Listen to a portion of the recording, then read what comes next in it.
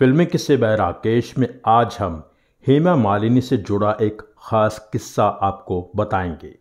हेमा मालिनी हमेशा बहुत ही प्रोफेशनल रही हैं। अपने काम के अलावा फिल्म इंडस्ट्री के ज़्यादातर लोगों से हेमा मालिनी का कोई ख़ास रिश्ता नहीं रहा। कुछ चुनिंदा लोग ही हेमा की पर्सनल लाइफ से जुड़े हैं।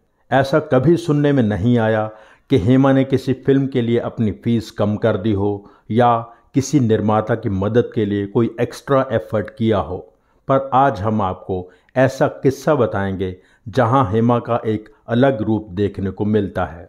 हेमा मालिनी भगवान कृष्ण की कितनी बड़ी भक्त हैं ये आप सब जानते हैं। हेमा मालिनी का जन्म 16 अक्टूबर 1948 को तमिलनाडु में हुआ था। हिंदी फिल्म इंडस्ट्री में हेमा ने अपने करियर की शुरुआत 1968 की फिल्म सपनों का सौदागर से की थी। पर हेमा को असली पहचान मिली 1970 की फिल्मों से। शशि कपूर के साथ अभिनेत्री में उनके काम की और उनकी खूबसूरती की बहुत तारीफ हुई। धर्मेंद्र के साथ तुम हंसी मैं जवां और शराफत दोनों फिल्में हिट हो गईं और देव आनंद के साथ जॉनी मेरा नाम ब्लॉकबस्टर हिट हो गई।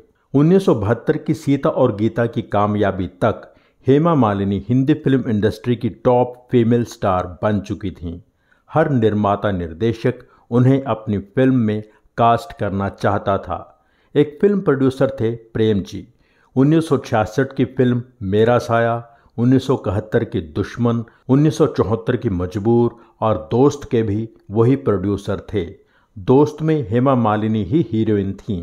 उसके बाद निर्माता प्रेम जी हेमा मालिनी को लेकर एक फिल्म बनाना चाहते थे। उन्होंने कई बार कई कहानियां हेमा जी को सुनाई जो हेमा जी को पसंद नहीं आईं। एक बार हेमा ने यूं ही कह दिया कि प्रेम जी अगर आप कृष्ण दीवानी मीरा पर फिल्म बनाएंगे तो मैं उस फिल्म में ज़रूर काम करूंगी। हेमा को लगा कि कमर्शियल फिल्मों के निर्माता प्रेम जी इस तरह के सब्जेक्ट पर फिल्म नहीं बनाएंगे। अगली बार कोई साधारण सी कहानी लेकर मेरे पास नहीं आएंगे। प्रेम जी ने इस बात को गंभीरता से ले लिया और लेखक निर्देशक गुलजार से बात की। उन्हें मीरा पर फिल्म लिखने के लिए कहा।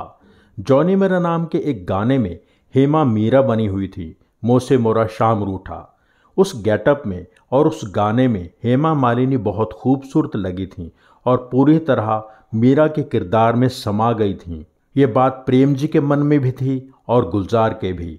वो बहुत ही क्लियरली इमेजिन कर पा रहे थे कि हेमा मालिनी मीरा के रूप में कैसी नज़र आएंगी।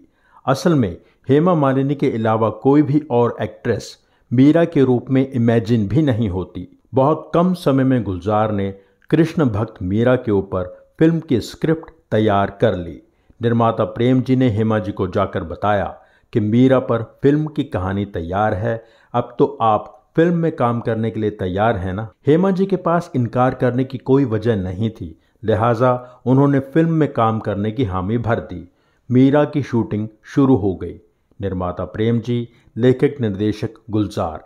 लेकिन शूटिंग के दौरान फिल्म पर खर्चा प्रेम जी की उम्मीद से कहीं ज़्यादा हो गया और शूटिंग बीच में ही बंद करने की नौबत आ गई। हेमा मालिनी के मन में आया कि अगर ये फिल्म पूरी नहीं हुई तो मैं भगवान कृष्ण की भक्त मीरा शायद पर्दे पर कभी नहीं बन पाऊंगी। तब हेमा जी ने निर्माता प्रेम जी से कहा कि मैं आपसे इस फिल्म का कोई पैसा नहीं लूँगी, जो भी आपके मन में आए मुझे दे दीजिएगा, लेकिन किसी तरह इस फिल्म को पूरा कीजिए। प्रेम जी को इस बात से बहुत राहत पहुंची। उन्होंने हर रोज़ एक लिफाफे में डालकर हेमा जी को रोज़ाना के आधार पर थोड़ी सी पेमेंट करनी शुरू कर दी। मीरा फिल्म पूरी हो गई और 1979 में रिलीज़ भी हो गई, लेकिन हेमा जी ने पेमेंट के वो लिफाफे कभी नहीं खोले। उनका कहना था कि मैं इन्हें कृष्ण भगवान का आशीर्वाद समझकर हमेशा संभाल कर रखूंगी। इस तरह मीरा फिल्म से जुड़ा यह किस्सा हेमा मालिनी का एक खास किस्सा बन गया। इसी तरह के लेसर नोन फैक्ट्स आपके साथ शेयर करते रहेंगे। एपिसोड लाइक करना ना भूलें, शेयर कीजिए, कमेंट कीजिए। Keep watching. Thank you so much.